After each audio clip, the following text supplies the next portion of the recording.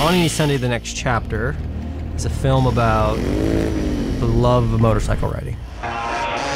There's excitement inherent in it. I mean, there's thrills and spills and all that stuff. And Sunday, Sunday, Sunday, foot stomping, heart thumping action. But on the other hand, there's a real passion.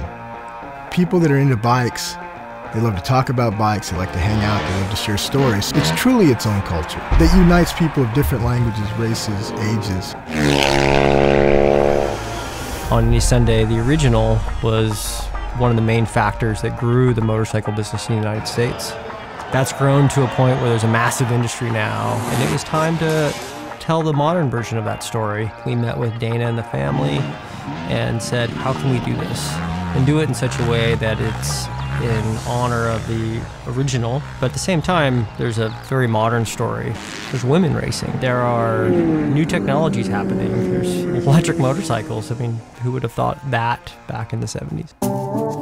I think for the top extreme athletes, they share a missing gene or an extra gene. I can't quite figure it out. What they enjoy to do, what they're comfortable doing is completely uncomfortable to a normal person. You know, it scares the hell out of you. And they like being there. They like to see how fast they go, how far they can jump, what kind of tricks they can do. And as a storyteller, that's endlessly fascinating. When you're making one of these films for the audience, you want to give them a very visceral experience. If you look at what has happened with technology in the last, let's say, 20 years, camera technology, audio technology, the experience is becoming so much more real. And the viewer gets brought directly into the experience.